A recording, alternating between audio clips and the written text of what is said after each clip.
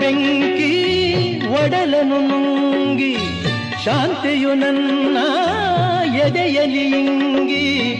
ಆಸೆಯು ಮಣ್ಣಾಗಿದೆ ಗಾಳಿಯ ಹಿಡಿಯುವ ಹಂಬಲವೇಕೆ ಚಪಲವೋ ನಿನಗೇಕೆ ಕಲ್ಲಿನ ವೀಣೆಯ